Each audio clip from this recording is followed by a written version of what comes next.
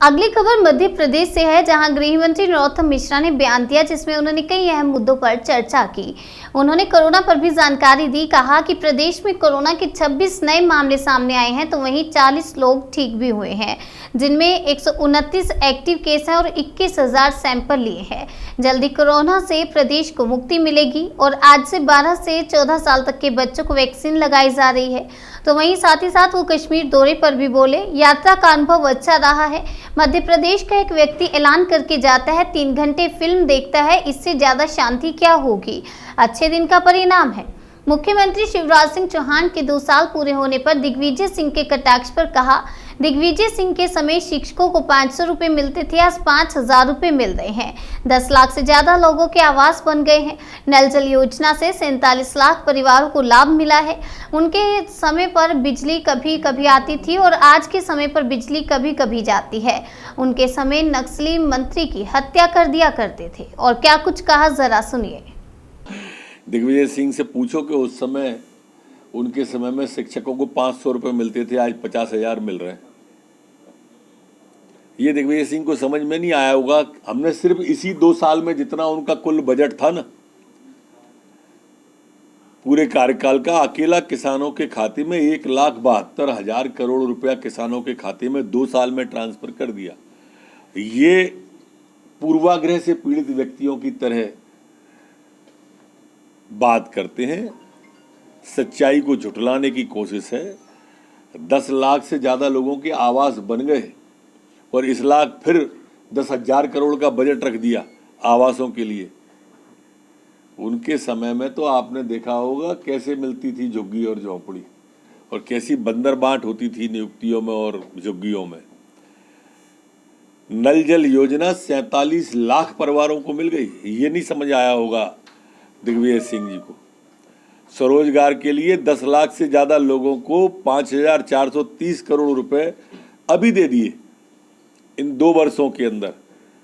उनके समय में बिजली कभी कभी आती थी, अब बिजली कभी कभी जाती है। ये नहीं दिखा होगा उनको ना। उनके समय में जेलों में से डाकू भग जाते थे। उनके समय में नक्सलाइट उनके मंत्री की घर में घुस के हत्या कर देते थे। उनके अंदर झरनिया के जंगल में कुओं से भरे हथियार मिलते थे। आज शांति का राज मध्य प्रदेश में स्थापित है।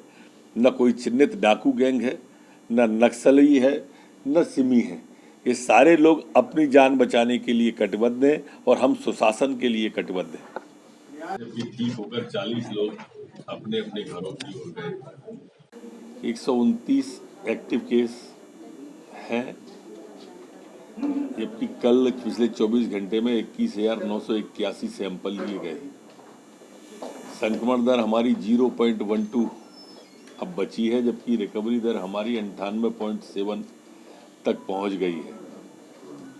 पिछले 24 घंटे में वैक्सीनेशन 7,401 लोगों का हुआ है।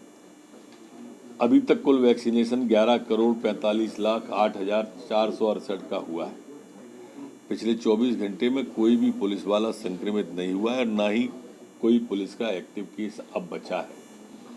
जल्दी ही जैसे पुलिस का 0 हो गया, ऐसे कोरोना से मुक्ति इस प्रदेश को मिलेगी।